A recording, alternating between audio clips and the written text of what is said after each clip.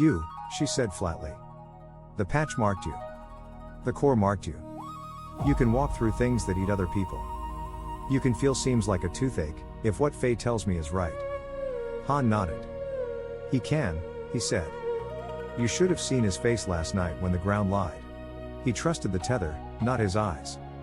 That's what I want, the Archivist said. I want your sense of the seams. I want to know where the patch is pulling next. I want to know where the world's skin is thinnest. You stand in front of that map, you point, I mark, and then I send people where I think we can actually win instead of where our fear is loudest. Zeng swallowed. Okay, he whispered. Yeah, I can try. No trying, Yun said under her breath. Zeng glanced at her. She didn't look at him. She looked at the map like she was trying to memorize every burned patch so she could get mad at it later.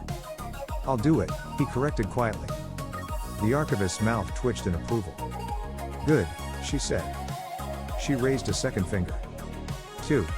Zeng sat up a little straighter despite the ache in his back. 2, he echoed. Witness, she said. He blinked. What? Witness, she repeated. You don't get to walk around tearing villages out of Heaven's ledger and not say anything about it. The patch's favorite trick is silence. Roll back, replace, call it mercy, tell everyone it never happened. We answer that by shouting. Loud. Over and over. With names. Zeng nodded slowly. Like Shen's wall. Yes, she said. Except not just here. Everywhere. You go into a seam and you pull out 5 people? You bring me their names. Their faces. Who loved them. Where they worked. How they laugh. You bring me the story of the fire. You bring me what the patch tried to erase. I carve it. I hang it. She jabbed a thumb at the cocoon walls. I send it. Send it. Where? Zeng asked, brow furrowed. Everywhere, Han said, almost reverent. The Archivist's mouth quirked. Faye romanticizes, she said. What he means is, the market deals. We move food. We move talismans. We move blades. We'll move this. A carved name here, she flicked her brush toward a bone tablet, shows up in a shrine in a fishing barge 2 seams away. A story inked here, she touched the slate she'd been writing on, gets read aloud by a woman in a mountain watch post who pretends she just heard a rumor. We stitch memory back into circulation. We make it expensive to erase. We force the world to practice remembering. Zeng felt something burn behind his sternum. I can do that, he whispered. Good, she said. You will. 3, she said, holding up her last finger. Teeth. Han's grin widened. Yun's frown deepened. Zeng's stomach tightened. Teeth, he repeated quietly. The Archivist nodded once. As of last night, she said, the patch knows the market is harboring memory theft. It will respond. It will send hunters who aren't tired and sloppy like the one Faye danced with. It will send more than light. It will send purge. Zeng's jaw clenched. He remembered that hunter in the field. The heavy mass of its form. The way it moved like a problem set to solve itself. Patch voice coming out of it with customer service calm, collateral loss acceptable. Tell me location of non-compliant entity. The Archivist went on. When purge comes, she said, we cannot afford to only curl up and block. We have to bite. I need proof we can hurt them. I need it fast. I need it loud. I need purge to realize this market is not a profitable cost center to crack right now. Han practically vibrated. You're saying what I think you're saying, he said, delighted. Yes, the Archivist said. Yun's eyes narrowed. She's saying we have to kill one, she said quietly. The den hummed. Zeng's mouth went dry. Kill. A hunter, he said. Bring me pieces, the Archivist said. Bring me a spine. Bring me a faceplate. Bring me a tooth. Bring me something I can hang outside this den in broad daylight where every trader, every scavenger, every sex spy, every desperate little runner and every smug little fence has to walk past it and see. I want it in their mouths. I wanted to hear the market ripped a hunter apart in every whispered deal from now to the next seam over. I want Purge to do the math and say not yet, not them, too expensive. Zeng stared at him. He wasn't sure which part hit harder, kill one, or hang it in broad daylight. Both were huge. He swallowed. And, he said quietly, that also shows everyone else it can be done. The archivist's eyes glittered. Yes, she said softly. That too. Yun exhaled slowly, through her nose. She didn't look thrilled. Han looked thrilled. See? Han said. This is why she's my favorite terrifying auntie. I am not your auntie, the archivist said. You are terrifying, Han said. That's true, she allowed. Yun shifted her weight. If he fights a hunter now he'll die, she said flatly. Zeng opened his mouth to protest. Yun cut him a look so sharp it should have drawn blood. He will, she repeated. Han lifted one shoulder. Yeah, he admitted. Probably. The one last night was sloppy, Patch sent it early and it wasn't tuned for this space. The next ones will be meaner. They'll come loaded with rollback needles and tether cutters and we don't even know what else. Zeng frowned. Tether cutters? Stuff that slices what you are away from what you're holding, Han said. They aim it at you, it tries to snap Tianling off your spine. You scream, Tianling disappears. We don't like those. Zeng's stomach went cold. Good, the archivist said briskly. Then don't fight one now. Zeng blinked. I thought you just said, I said I need a tooth, she said. I didn't say today. She flicked her brush at him. Sit with your healer. Eat soup. Drink water. Map my seams. Get me names. Then go out and steal me a village. Do not pick a fight with a purge team on day one of being awake in my market. I refuse to write that report. Zeng stared. Then, and only then, he let himself exhale. He hadn't realized he'd been holding a full defense in his chest, braced to argue I can do it, braced to throw his exhausted, shaking body at the idea of killing a hunter because he'd assumed that's what was about to be demanded of him. Instead she'd said, not yet. I'm not wasting you. Something in his body loosened so sharply it felt like bone. He swallowed. Okay, he whispered. Okay. The archivist nodded, satisfied. Good, she said. You're teachable. Han clutched his heart. Be still my, Fei, she said, not looking. Han shut up, smiling. The archivist leaned forward and, for the first time, really looked at Zeng. Not his face. Not his eyes. His wrist. Her gaze fixed on the ash-dark script wrapped there under his skin. She watched it. It pulsed, slow, syncing with his heart. Her mouth went tight. How bad, she said quietly. Zeng blinked. What? How bad, she repeated, eyes not leaving the bond. The pressure.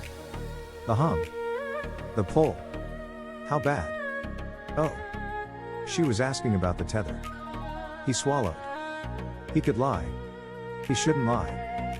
Ling's voice, in his head, if you start believing their version of you, you stop hearing the truth. Let them love you. Let them in or you'll break. He took a breath. It hurts, he said softly. Yun's hand shifted on the staff. Her jaw clenched. Han's grin faded, just a hair. The archivist nodded once. Where? She said. My spine, he said. His voice was low. The words didn't want to come. You don't admit this stuff where other people can hear it. You walk it off. You swallow it. That's the rule. Down the center.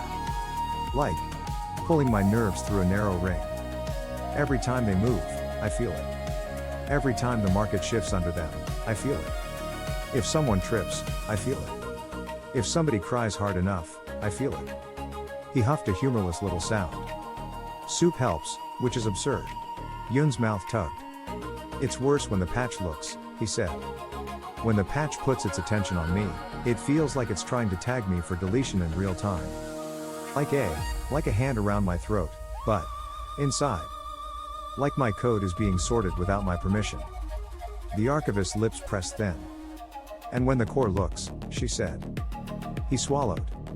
Warm, he whispered, a little hoarse. Loud. Like a live wire humming under my skin. It doesn't feel like dying. It feels like pressure. Expectation.